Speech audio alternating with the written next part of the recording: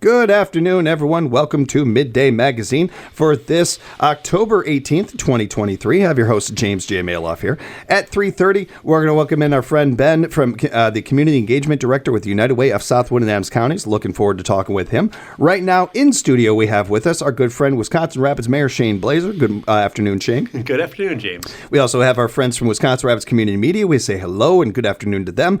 Be sure to do yourself a favor. Go to YouTube right now. Type into your search bar Wisconsin Rapids Community Media. Like and subscribe to their page. Keep up to date with all the great things they are doing over there. Shane, how you been?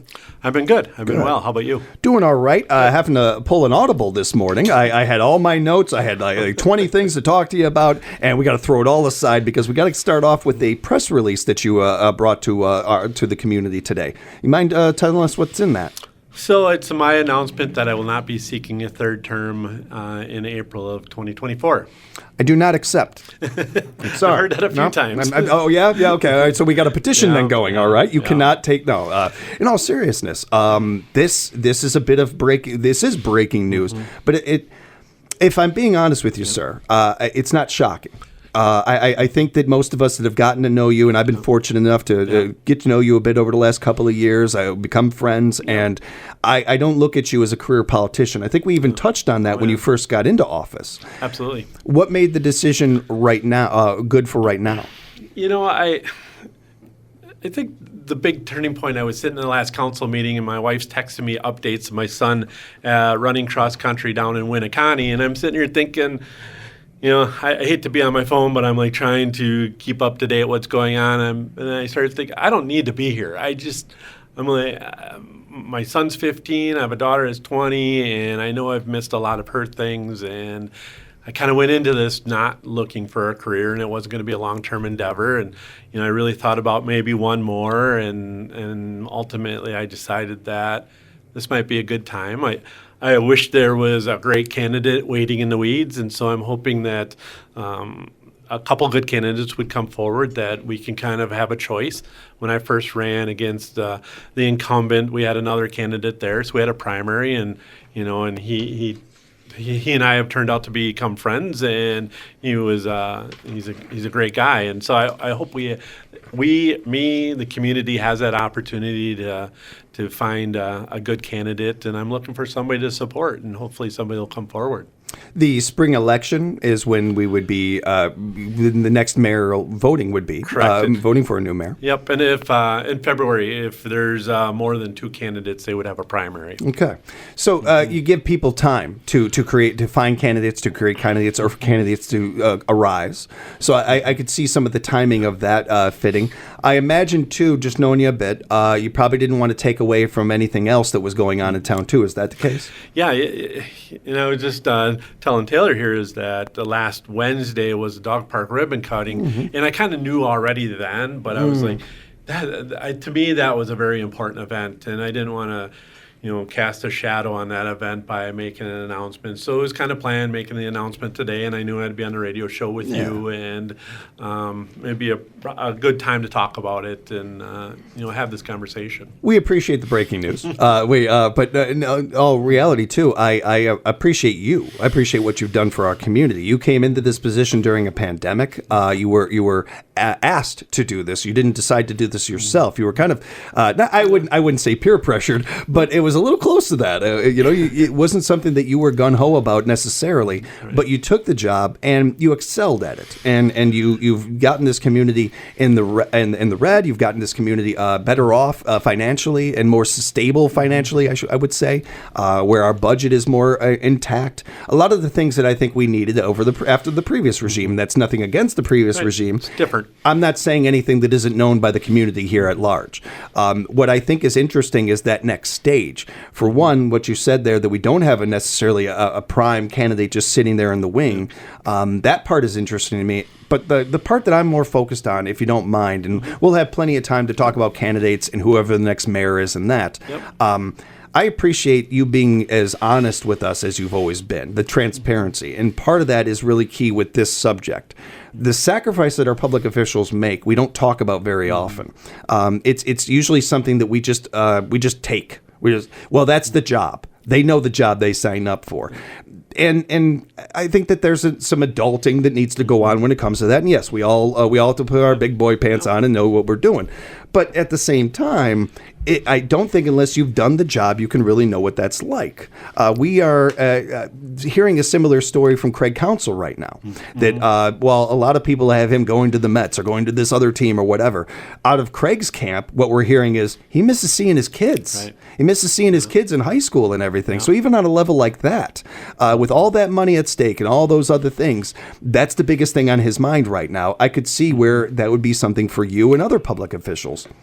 Yeah, I think about Representative Krug. He's got small children. He's got a range of age. But, yeah, it is – you go into it knowing that there is a time commitment and a responsibility there. But then, like I say, probably my downfall or Achilles heel has been not setting boundaries. And so, I think being accessible is very important as elected official. And I think I was so highly accessible that it kind of like just drained the tank. And I still wouldn't change that because I still think that was my most important role, is being accessible to callers, to the visitors. And that's what I embraced. And that's kind of going into it. I wanted to be accessible. But it is tiring. And I think on our last show we talked about, that it does get tiring. And then, like I said, evenings and weekends, and you're getting messages, phone calls, and it's about a 24/7 job. It really is, and you're waking up to it, and you go into it knowing that. But there's only right now, I think there's only 3 other people in our community that have been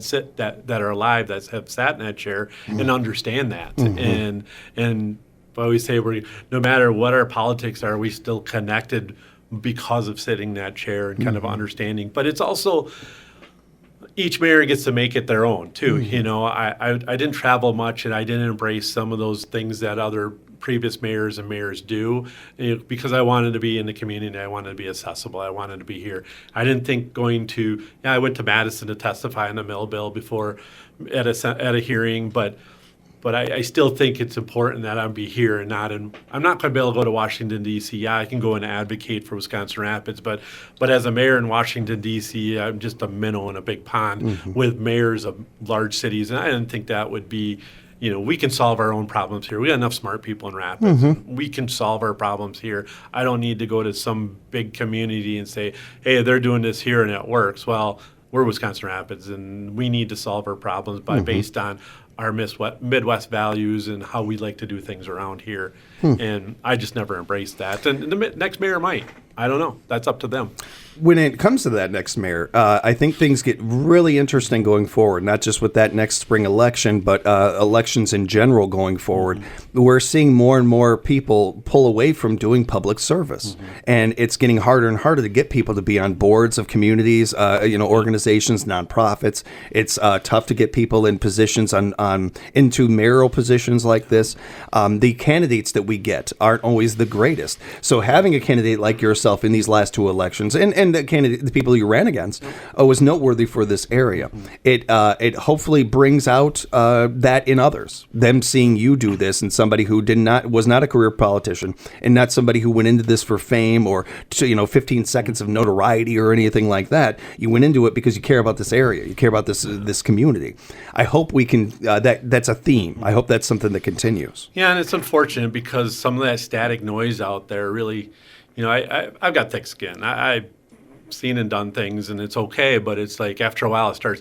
You rub yourself with something soft. After a while, it turns raw, and you start listening to the noise more and more, and that noise is maybe a very minute members of the population, but eventually it just starts like, I don't need to do this. I don't need to listen to this, and for some reason they think they have this power, and we've talked about the keyboard haters, and it's like they are doing nothing to make our community better. Yeah. They are the problem in our community, like it or not. And if they spent that time trying to be constructive and trying to do good things in our community, or join an organization and make that organization better, but sitting behind a keyboard and spewing your spew does nothing. Any child with a keyboard in front, it could be a keyboard coward. Yep. Any 7-year-old or 77, in between, anybody can be. What takes real strength is actually getting something done. Actually, you putting that energy into something that actually can get things done. Anybody can whine.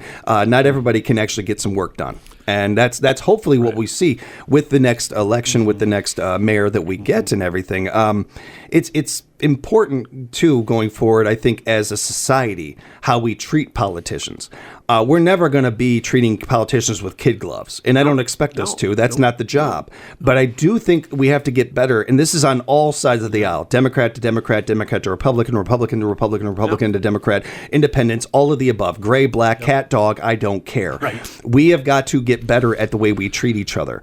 And most importantly, not just for ourselves, we're all going to get older and move on. Yep. We got younger people. We got young kids that are sitting in a living room with their mom and dad, watching their mom and dad scream like babies at a TV and whine and whine. This politician, that politician, and they've seen this their whole lives. All they've ever seen is you talking trash about politicians. What do you think the likelihood of them growing up to want to be a politician and work in public service is? Exactly. And we've got tons and tons of families around the whole country doing this on both sides of the aisle. Any type of divisiveness nowadays, I feel like you can have an opinion, you can take your shot without taking shots. Right. There's a difference. There's a line there. Whether it is local government here or on the national level, we as a society got to stop acting like babies and stop, well, that person did this and whining about the other side. Hopefully, we see some of that here in the next election, because you've got some shoes to fill, sir. I know it was 4 years, and it seemed to fly by in some ways. In other ways, it seemed to last 20. But it's noteworthy. Your legacy's intact in some ways, and we'll talk more about this probably the last show you're on with us. But you were mayor at a key time in this city's history, and we made it through it.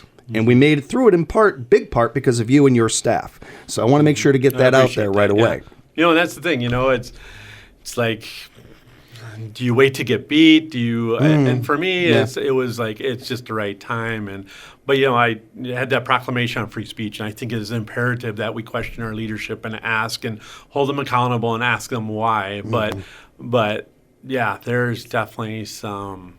There's a line. There's a way to treat people. There's a line. I agree. There's a class that everybody can have and treat with each other. And being a gentleman isn't something just for men. It's something for men, women, anybody. Anybody can be and should be. Yeah, I've gotten offensive emails about my family. And it's just like, really, is that really what it's come down to, is sending me offensive emails about my family?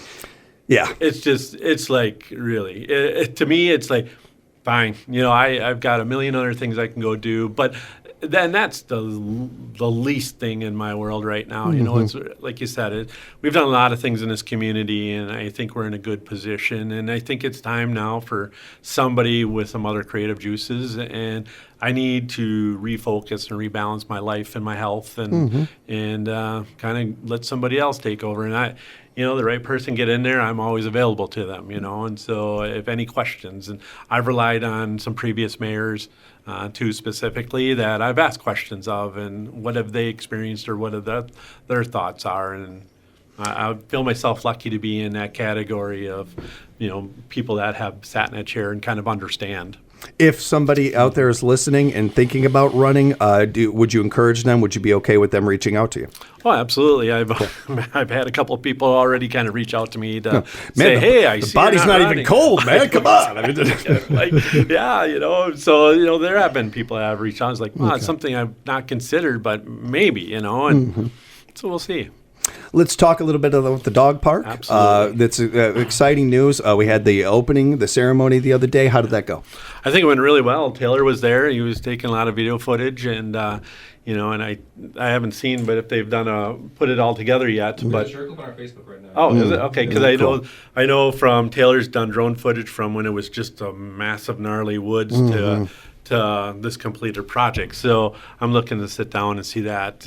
But yeah, it was very well attended. A lot of dogs. The name was a popular name when they went to vote, and Yeah, it was exciting. It was glad that we finally got to that point. And Rapids Barks and Rec a Dog Park is the name. Nope. No. I'm sorry. Rapids Bark and Park Park and Bark Dog. No.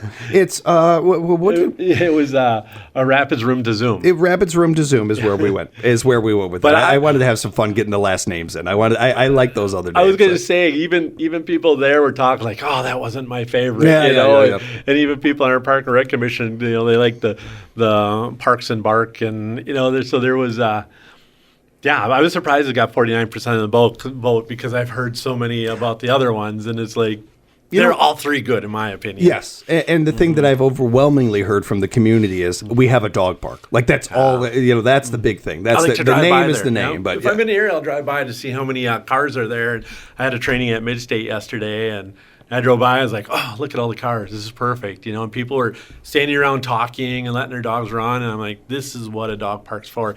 And in the future, it'll be awesome to see what becomes of that dog park. Because right now, it's still kind of raw. There's still wood chips in there from them doing the tree work, and so once it gets better established, and we start getting maybe some dog agility equipment and a pavilion and picnic tables, I just think that there's a lot that park could become. I cannot wait to see what it'll evolve to and everything. And as we are kind of talking about your career and you wrapping up your mayorship and everything, I got to think that this is one of those legacy things. This is one of those things that you and your staff will be able to look back on and keep your head up on and look good, feel good about. I think of the way my dad drives around this town in Nakusa, and he'll go past a building he worked on, and still, like it was 20 years ago, and he still looks at it and takes pride in it. I made that roof or what have you. Yep. That's something you and your team can drive past that park, have that feeling. Yeah, look at the new jail being built, and that's another thing that you guys can. I'm not saying that you are the sole people of it, but your fingerprints are all over that. Yeah, I was talking to the sheriff yesterday about that, and we were talking about that very thing. Is our relationship that we've had, and the sheriff and I have known each other since we both started in law enforcement in 1997, and he was at the county, I was with the city, and what's happened since then, but we spoke yesterday about this working relationship that we have that is really good, and between the county and the city right now, and between the law enforcement agencies, and it's particularly on this project, and those things I'm very happy with. And the dog park was not a big taxpayer expense, and it wasn't one of the multi-million-dollar projects, but I think it's impactful in the community, and I like to always kind of say that it wasn't tax dollars. There's room tax dollars there that was funded by the people that stayed in our hotel, motels, and VRBOs and those short-term rentals, and that's what helped pay for our dog park. So the visitors gave us a great amenity in our community, and I'm happy about that. Make use of that dog park, everybody. Absolutely. I'll meet you over there with my fur brother, Sam. I'll see you over there. You proclaimed the other day Free Speech Week. You touched on this a little bit, October 16th to the 22nd. Free Speech Week is an annual nonpartisan celebration of the freedom of speech and the press in the United States. This is an important thing. Obviously, you don't have to be more than 5 years old to understand the importance of freedom of speech in the world, let alone in this country. It's one of the things we hold up proudly. It's something that means so much to us. I think that one of the things that gets lost in that, though, is free speech is not free necessarily. It comes with it. You've got to be careful with what you say, with what your you have to words. Be responsible for what you say. Yeah. Right. Accountability and ownership. Yeah. And I think that's such a cool part of your proclamation, and then part of this, and bringing attention to that. Mm-hmm. Yeah, I agree. And I was talking with somebody this morning. It really should be free. Not week, but free speech year, because this week maybe is a reminder of that, but it's all year long, and it's about responsible and being accountable for what you say, but we have the ability to say what we want, and there's many people out and around the world that don't have that opportunity, and I think it's important for our media and for you and for everybody in community media, which the proclamation is coming up for that too, because that's coming up, and you'll see that, and I think that's important that they are able to do, and you are able to do what you can do, and hold people accountable, and be able to express your views and thoughts on what's going on in the community and the world, and you have to do that. It's nice. These proclamations are really good for that. They give us a chance sometimes to appreciate or think about something that is kind of in our everyday lives, but we don't always have a chance to think about or take the time to really focus on, oh, that is important. Oh, that's something that means something to me. I'm glad we have this. In a similar way, you also had White Cane Awareness Day the other day as well that was announced. And this is an important one, that, not just in our community, but in the world in general. Yeah, I really honestly didn't know a lot about it until I think it was last year. A young lady came in who is visually impaired and asked me about this and asked me to support it because she walks in our community and she knows others that walk in our community, and all of them have had close calls by cars. And so I think it's very important that we realize that there are people out walking and using our community and our sidewalks and our public ways that are visually impaired, and just take that extra second. If you see somebody with a cane, and any guy, to me it's any cane, but the law is very specific that you need to take notice, and I know she was excited because she was hoping to get a dog, and which would make things different. But yeah, and so I think it's important that at least we have this awareness that it is in our community, and there are people that are using our right-of-ways and they're scared. They're scared of getting hit, and because they've had close calls, and I couldn't imagine not being able to see a car coming at me, and all you do is just feel it, It's tough enough when you can see. Right, it's tough. I mean, you almost get hit in whether you're in a car, out of a car. I mean, it's tough enough being out there on the roads or on the sidewalks alone, let alone if you cannot see, and you don't have the ability to. So many of the things that we do take for granted with sight. It's a great opportunity for us to have some empathy, for us to understand that this is part of our community and bring some attention to it. Yeah, and a little reminder. The community is being invited to the Downtown District Workshop coming up a little bit later today. That is going to be going on, I believe. Correct. I wanted to tell people about that. What does this involve? What is this about, Shane? So it's really because our community development department is taking on kind of wanting to do a downtown plan, because there's been so much happening downtown, and they want to update a plan. And I'm not a big plan guy because we can spend a lot of money, thousands and tens of thousands of dollars on plans, but we brought probably, I don't know, a slew of developers here, and we did a developers tour.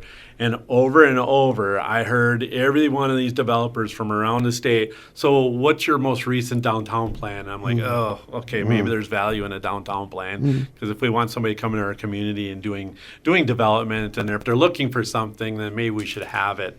But so this is starting to build on that. So they're going to have a meeting, they're going to do a walking tour and kind of take a look at things downtown, and then have some activities trying to maybe come up with some ideas that can all be put into this plan. I got it. We just have a big ball pit, just a big ball pit right in the middle of downtown. A couple $100, maybe, and we're covered. We're good. Who's got that? It's going to be a lot of people are going to come to check that out. It's a lifetime thing. I don't want to have to clean that though. I don't want to have to. No. This workshop is going on today. Encourage the community to show up to the Downtown District Workshop taking place at Macmillan Memorial Library today from 5 to 6:30. Bring those creative minds of yours, and let's plan out this downtown. You can't leave when we're planning the downtown, sir. There's always that project. Like, there's another project that I'm going to fight to hopefully see before I leave, but hopefully it'll happen next year. And if you watch that the budget meeting the other night, it was brought up, and in that budget, I just think. I know community leadership projects have been trying to get it done, and I finally okay, we need to do this. Is this a project? What project is it specifically? It's going to be a bridge lighting. That's project. What I thought. Okay. And so, it's to light both of our downtown bridges, and it's expensive though. But it's $250,000 to do both bridges. But we have a downtown TIF district, which is part of that plan, and there's money in there to do this, and that's what a TIF district is for, to be able to do these type of projects, and it'd be great to see it. And if it's my final project or if my predecessor gets to cut the ribbon on that, so be it. But I'm at least going to start it. That I think it'd be phenomenal to be able to go downtown on 4th of July and see red, white, and blue lights going on our bridges, or cool. Christmas time, or Valentine's, or St. Patrick's Day, you go through the whole list. And safety-wise, it seems like a smart idea, too. And it looked really neat in our downtown because we have two bridges so close together. And groups have been trying to get it done, and it's just time that we get it done, because I think it'll be phenomenal for our community. And it'll look neat during all the different events and holiday things downtown. And as every community will tell you, you're trying to bring people to that community. Things like this are what bring people in, is having stuff like that. So you get a return on that investment through your population. Yep. Shane, I almost don't want to let this end. I know we're going to talk again and everything. We got at least 6 more. At least. And we will talk more. But I do appreciate, again, everything you've put into our community. Thank you so much for that. And looking forward to hanging out again real soon. Oh, I appreciate it. Thanks, James. Thank you. And if people have follow-up questions, they want to reach you, we'll send them to wirapids.org, wirapids.org, and go to the website and check out and reach you that way. Absolutely. And I encourage you, everybody, to get over to YouTube, type into your search bar, Wisconsin Rapids Community Media, subscribe to that page. Big thank you to you, Tyler, and all of your friends over there. Appreciate you. We'll take a break, and we'll come back with some more Midday Magazine right here on WFHR, locally grown radio.